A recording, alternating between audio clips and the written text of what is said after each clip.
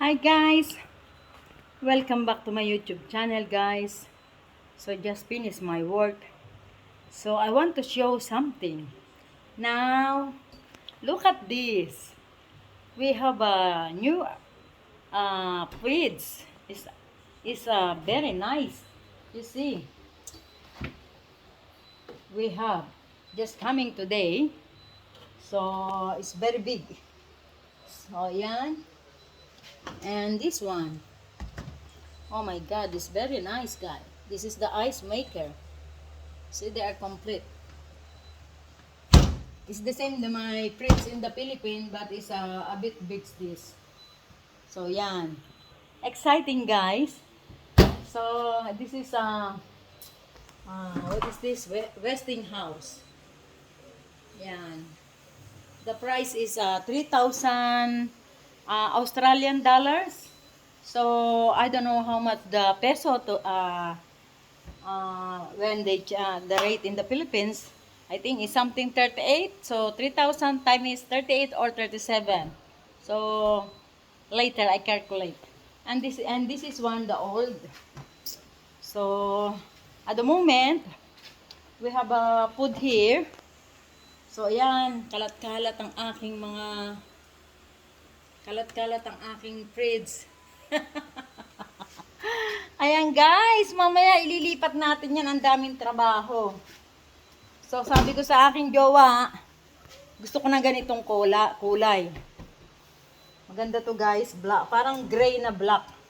Yan, ang ganda. It's very big guys.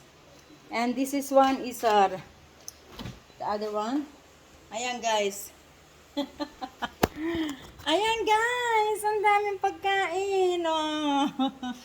Kalat-kalat. Mamaya itatapon na yung iba ng aking jowa. Pag siya po nag-ayos niyan guys, iba po ugali ng mga puti. Sa atin, ng mga Pilipino, walang masisira sa atin na pagkain, di ba? That is true.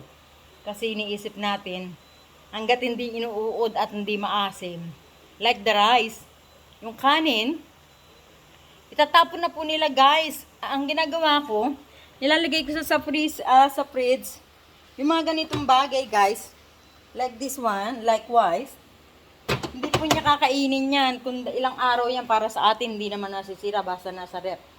So ayan guys, mamaya, busy ang inyong lola guys.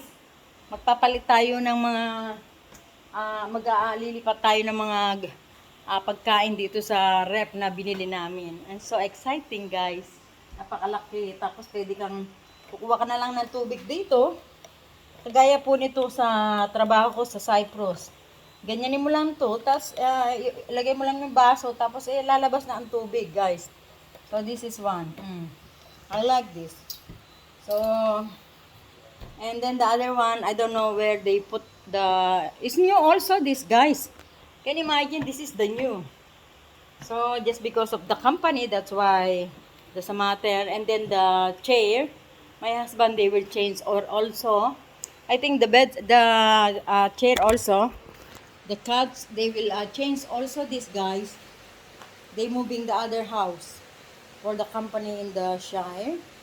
So yan, mapapalitan din po yan. At muulan guys. Welcome back to my YouTube channel. Darating lang inyong lola. So yan. Tingnan niyo po ang panahon guys, umuulan, malulam.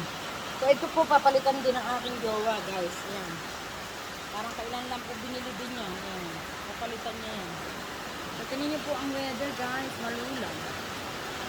Napakalumba lang guys, umuulan. Ano na po ang weather dito. So, kumusta na po kayo mga kapatid?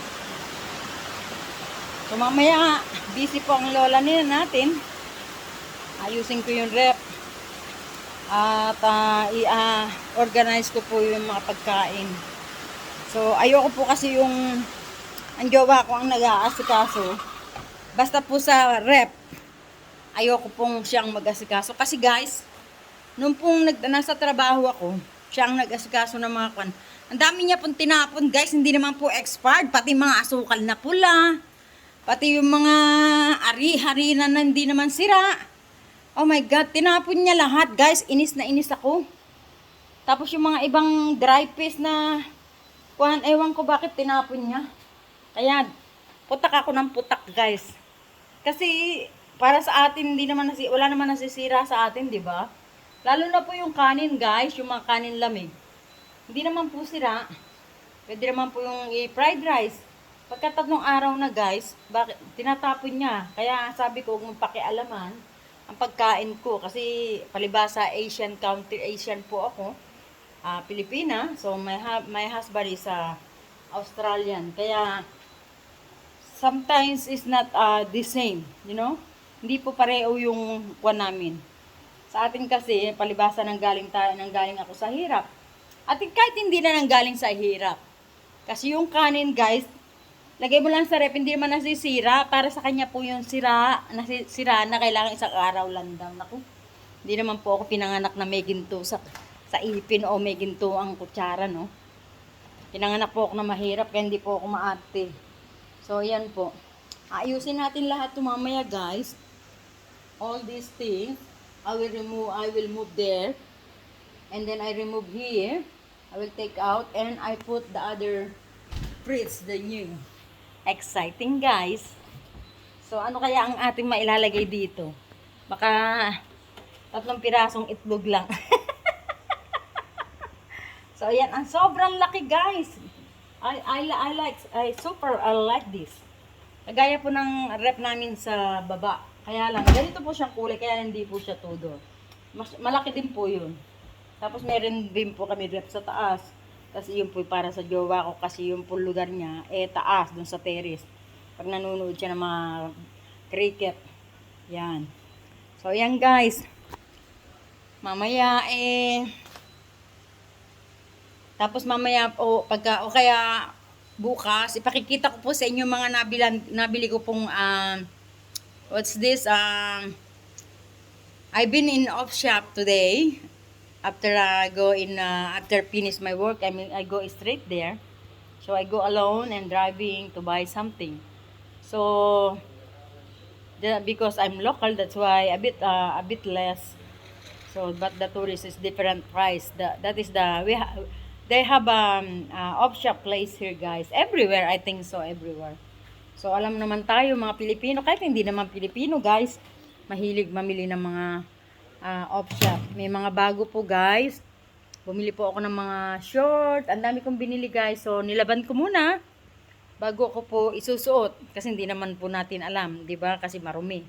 Hindi naman marumi, kaya lang na-stuck na nga parang amoy kwan na siya. Amoy amag. So, kailangan natin laban bago isuot. Yun lang, guys. So, mamaya, ayusin natin ang rep. So, ingat po kayo lagi, guys. And please subscribe to my YouTube channel. Please. Salamat po sa inyong lahat. Bye-bye. I love you all. Mwah, mwah, mwah.